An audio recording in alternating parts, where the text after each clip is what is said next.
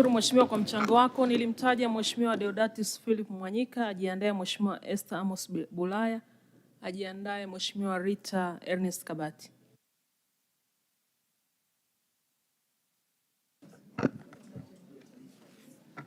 Mheshimiwa Mwenyekiti, nakushukuru sana kwa nafasi niweze kuchangia kwenye bajeti hii ya Wizara ya Kilimo.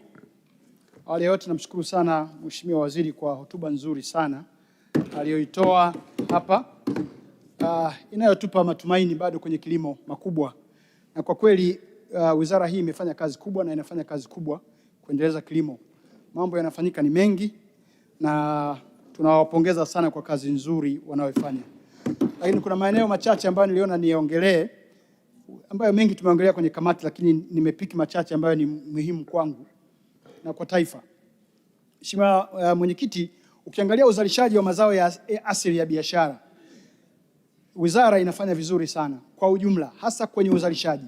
Masuala ya bei yana complications zake na bei zinapanda na kushuka, lakini kiuzalishaji mazao mengi yanafanya vizuri sana. Ukienda kwenye korosho linafanya vizuri sana kiuzalishaji, kahawa, hata mkonge unafanya vizuri. Na ninaposema vizuri ni malengo waliojiwekea ukilinganisha na walipofikia. Kwa kiasi kikubwa haya mazao korosho asilimia karibu 80, kahawa asilimia 90, mkonge asilimia 90, pamba asilimia 60, tumbaku wako asilimia 95, hata sukari wako asilimia 70.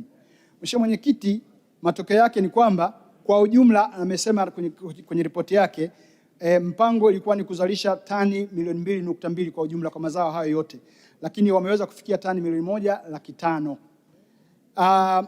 Kwa hiyo progress ni nzuri. Lakini Mheshimiwa Mwenyekiti, kuna baadhi ya mazao ambayo kwa kweli ni tatizo kubwa sana, na zao ambalo linaongoza na lenye changamoto kubwa kwenye wizara hii ni zao la chai.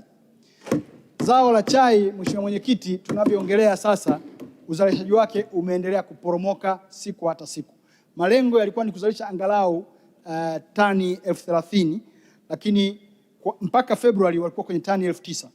Kwenye ripoti inaonyesha wako tani 10,000. Hii hali sio nzuri, na Mheshimiwa Mwenyekiti, ukiangalia kwa karibu sana utagundua kinachosababisha zao la chai kuporomoka. Sababu kubwa ni viwanda kutozalisha na viwanda kufungwa.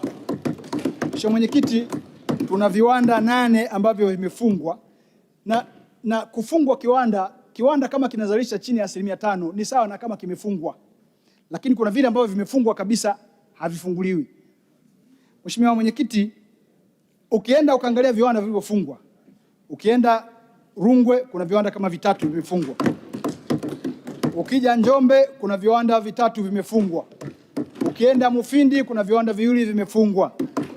Mheshimiwa Mwenyekiti, ukienda ukaangalia zaidi vimefungwa kwa sababu gani? Cha kwanza utagundua kwamba vimefungwa kwa sababu kuna mwekezaji ambaye au hana uwezo au hana nia ya kuendeleza zao la chai. Kwa hiyo mimi naongea nikiongozwa na data ambazo uwezeshaji wa viwanda hivyo. Ukiangalia hivi viwanda nilivyovitaja vyote kwa pamoja, kimoja kinazalisha tani 8,000, kimoja 6,000, kimoja 2,000. Lakini kuna uzalishaji wa viwanda 5 au 4 vya mwekezaji mmoja ambao ni DL Group. Hawa peke yao wana uwezo wa kuzalisha tani 17,800. Mheshimiwa Mwenyekiti, kwa masikitiko sana uzalishaji wao sasa hivi ni tani 320, chini ya 4%, chini ya 3%. Sasa hili jambo sio jambo la kulifungia macho. Mheshimiwa Mwenyekiti, sisi wa Tanzania tuna jambo letu. Jambo letu ni dira. Dira inatuambia kwamba 2025 kwenda 2050 tunataka private sector ichangie 70% kwenye hiyo dola trilioni 1 ambayo tunataka tuwe nayo au tuizalishe, na pato la mtu liwe dola 7,000. Mheshimiwa Mwenyekiti, kwa mwendo huu ambao tunakwenda kwenye viwanda, nchi yetu lazima iwe tayari kufanya maamuzi magumu. Nilikuwa natafuta neno zuri, maamuzi magumu. Na katika maamuzi magumu ni pamoja na kufanya evaluation ya aina ya uwekezaji ambao tunao. Nchi yetu inavutia wawekezaji, Lakini tunapovutia wawekezaji, kuna baadhi ya wawekezaji, Mheshimiwa Mwenyekiti, hawatufai. Na mimi nalisema hili kwa sababu nimeongea ndani ya bunge hili kwa miaka 5 pamoja na wenzangu kuhusiana na zao la chai kwenye maeneo ya Mufindi, Njombe mpaka Rungwe. Mheshimiwa Mwenyekiti, ukweli ni kwamba tuna mwekezaji ambaye alipewa viwanda kwa nia njema na serikali kupitia benki, lakini uwezo wake umeonyesha kwamba ni mdogo kuendesha hivyo viwanda. Kama tunataka kufikia lengo letu la private sector kuwa ndio engine na kutusaidia kule mbele, ni lazima tuwe tayari kufanya maamuzi sasa. Mheshimiwa Mwenyekiti, mwaka 1921 mwezi wa 3, Mheshimiwa Majaliwa akiwa waziri mkuu alitembelea Njombe, akakaa na wadau wa chai, na iliyojitokeza ilikuwa ni wazi kwamba mwekezaji huyu tunayemwongelea ambayo ni DL Group kutoka nchi ya mbele ya mlima wa Kilimanjaro, mwekezaji huyu ilionekana wazi, na haya sio maneno yangu, ni maneno ya Mheshimiwa waziri mkuu wakati ule, kwamba anatuhujumu, ni mhujumu uchumi hapa nchini kwa sababu hawezi kuendesha viwanda, wafanyakazi kule wengi wamepunguzwa, shamba yamesimama.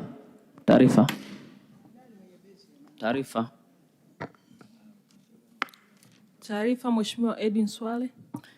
Asante Mheshimiwa Mwenyekiti, nataka nimpe taarifa Mheshimiwa Deo Philip Mwanyika anayechangia vizuri sana kuhusu zao la chai. Amerejea hotuba ya Waziri Mkuu mstaafu Mheshimiwa Majaliwa Kassim Majaliwa ya tarehe 9 Machi 2021 Njombe, na mimi nilikuwepo.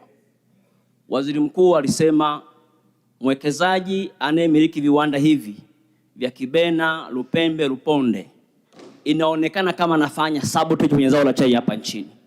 Hiyo ndio taarifa ambayo nataka nimuongezee Mheshimiwa Deo Mwanyika.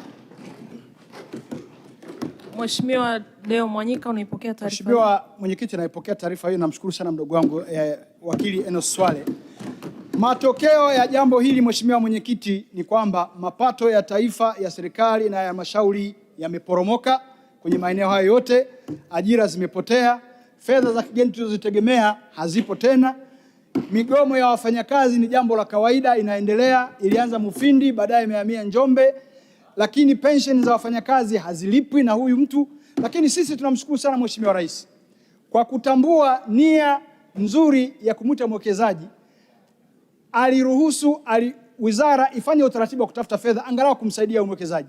Mheshimiwa Mwenyekiti, alipewa bilioni 10 siku za karibuni mwaka jana, lakini pamoja na kupewa bilioni 10 hali bado ni mbaya, hakuna mwanga.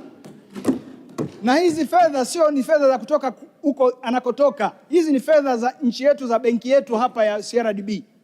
Kwa hiyo mimi niseme kwamba aina ya huu uwekezaji, Mheshimiwa Mwenyekiti, ni lazima tukubaliane. Ndio mambo aliyosema Mheshimiwa Profesa Kitila. Let's try to do business unusual. Let's do business unusual. Tunataka wawekezaji, ni kweli, na sisi hatutaki kupeleka message mbaya kwa wawekezaji. Lakini mwekezaji anayeturudisha nyuma, mwekezaji ambaye anarudisha umasikini kwa wananchi. Chai, Mheshimiwa Mwenyekiti, ni zao ambalo linaongeza ajira kwa watu wa kawaida. Chai ni zao ambalo watu wanauza chai wanapata hela ya kwenda kulipa ada. Chai ni zao ambalo wanalipa wanakwenda hela ya matibabu. Leo hii watu hawawezi kufanya hayo mambo kwa sababu mwekezaji amefunga viwanda, hata chai yake anashindwa kuhudumia. Hawezi kuweka mbolea, hawezi kubadilisha mashine, hawezi kununua spare, hata umeme anashindwa kulipa. Hivi huu mwekezaji wa aina hiyo, Mheshimiwa, kwa nini serikali isifanye maamuzi magumu ya kutafuta njia ya kuachana naye? Wazo letu na wazo langu ni wakati sasa wa kutafuta wawekezaji wengine wa uhakika, maana wapo, na tuombe sana benki ya CRDB itusaidie kwenye hilo, kwa sababu wao wamefinance. Siamini kama wanaona mwanga kwenye jambo hili. Mheshimiwa Mwenyekiti, huhitaji kuwa financial guru kujua kwamba this is a failed business. Huhitaji, unaona namba zinajionyesha wazi kabisa. Ukizalisha kwa uzalishaji huu na migomo inayoendelea, deni la pension pekee yake la wafanyakazi ni bilioni 4.7 pension. Lakini anakusanya, analipa mishahara kwa kusuasua na hapeleki hata hizo pension bado kwa wafanyakazi. Kwa hiyo hatuwezi kuendelea na hii hali. we have to make a decision. Na mimi nimwombe sana Mheshimiwa Waziri na matumaini makubwa kwamba analifahamu, na nina uhakika sana waziri wetu ana uwezo wa kutusukuma tukafika mahali pazuri kwenye jambo hili. Nikuombe sana Mheshimiwa Waziri, sisi tuna matumaini makubwa na wewe, tunakutegemea sana kwenye jambo la chai. Na bahati nzuri na yeye ni mkulima wa chai, nayo yasema haya na yeye anayapitia. Kwa hiyo Mheshimiwa Mwenyekiti, nilipenda niongelee chai kwa uzito huo, na niombe sana serikali ifanye maamuzi.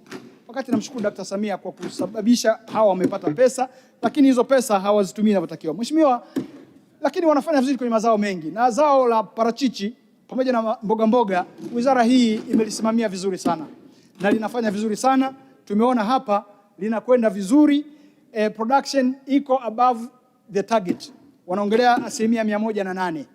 Mheshimiwa Mwenyekiti, niwaombe sana, bado kuna changamoto. Zao la parachichi ni very delicate, lakini linaweza likatransform uchumi wa nchi hii. Unaposema ni green gold, it really means green gold. Lina uwezo mkubwa wa kutransform uchumi wa nchi hii na kubadilisha maisha ya wananchi wa kawaida. Mimi niwaombe sana, kuna changamoto ndogo ndogo pale, na niwapongeze sana watu wa COPRA. Wamekuwa mstari wa mbele kushirikiana na wakulima kutatua changamoto. Kwa hiyo tuwatie moyo waendelee. Lakini kwenye chai tuwaambie watu wa bodi ya chai wapo, kazi yao ni kusimamia zao hili. Tunapiga kelele miaka yote hapa. Mheshimiwa Mwenyekiti, nimwombe waziri akiweza aanze na kubadilisha hiyo bodi. Hatuwezi kuwa na bodi ambayo hatuoni mwanga kwa miaka mitano. Ni vema tukatafuta watu wenye uwezo na walio na commitment ya kubadilisha zao la chai ambalo lina watu wa kawaida wengi sana wanaolitegemea. Umwagiliaji, Mheshimiwa Mwenyekiti, tumesema hapa kwamba kwa kweli fedha zinakwenda kidogo kidogo, na sisi tuombe, ukiangalia statistics za success kwa maeneo ambayo yameshapata umwagiliaji, ni waombe wabunge, pamoja na kwamba tuna matatizo kwenye umwagiliaji, lakini tukumbuke kwamba umwagiliaji ndio utakao tutoa nchi hii. Na kwa statistics za haraka haraka, kwa kiasi ambacho tumeinvest kwenye umwagiliaji kwa maeneo yale mpaka muda huu, tumeongeza eneo la umwagiliaji mpaka kufika hekta 800 kutoka hekta 400 2015, lakini lengo letu ni kufika 1.5 million hectares. Ndugu zangu waheshimiwa wabunge, tija imeanza kusikika. Mpunga, mahindi na vitunguu zote kwa pamoja zimeongeza uzalishaji kwa tani kila hekta. Ukiangalia mpunga tulikuwa 1.8 tons per hectare, tuko 5 mpaka 7. Mahindi tulikuwa 1.5 tons per hectare, tuko 3.7 mpaka 5.0. Nyanya tulikuwa 5 tons per hectare, tuko 18 tons per hectare kwa sababu ya umwagiliaji. Vitunguu tulikuwa 13 tons, tuko 26 tons per hectare. Kwa hiyo niombe sana, bado tuna matumaini makubwa kwamba ni vizuri fedha zikatolewa ili miradi hii, lakini tuombe, kuna miradi mikubwa ambayo tunaweza kusema ni game changer. Miradi hii ni miradi ambayo itatusaidia sana. Na miradi hii, Mheshimiwa Mwenyekiti, kwa vile ceiling yetu ni ya wizara ni ndogo, tukiendelea kuiweka kwenye hiyo hatutaweza kufanikiwa. Tuiweke kama miradi ya kimkakati ipate financing kutoka serikali. Nakushukuru sana Mheshimiwa kwa kunipa nafasi.